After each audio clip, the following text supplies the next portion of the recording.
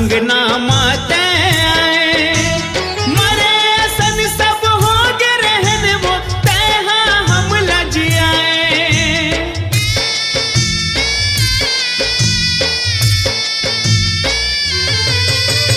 तोरे अचरा के छैहा मावो अंतस हा सुख पाए।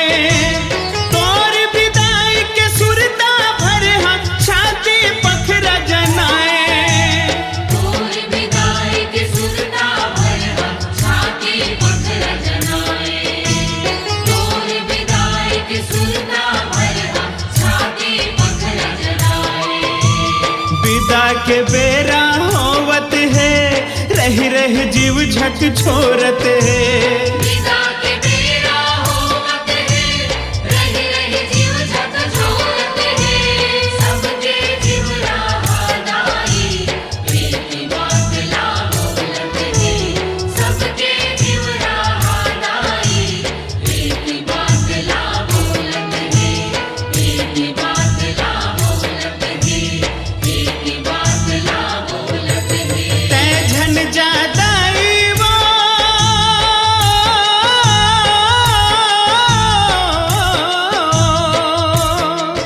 तै झन जादाई वो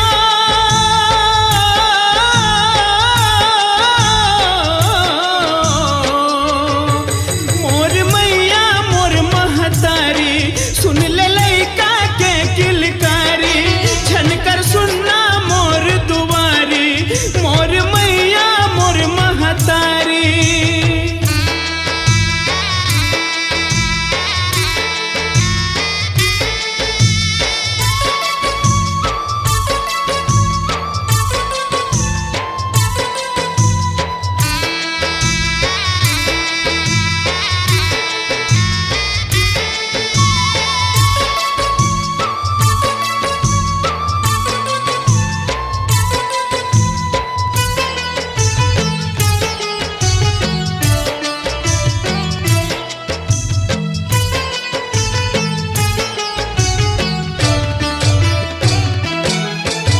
साज सिंगार चघावे कौनो पौरी तोर पखारत है।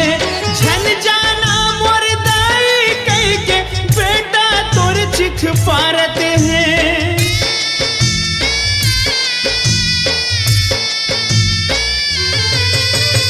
आंसू धार बोहावत लइका सगरी तोला पठोवत है। ऐसन लागे इहि आंसू म तोर विसर्जन होवत है।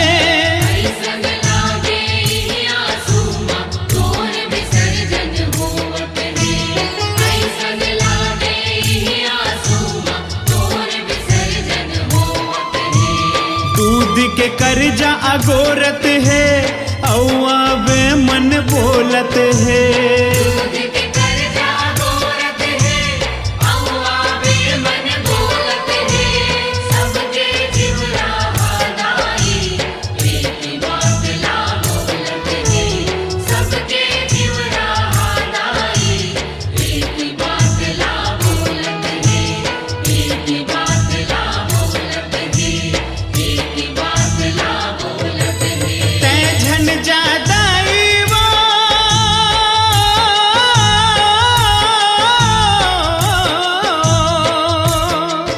तै झन जादाई वो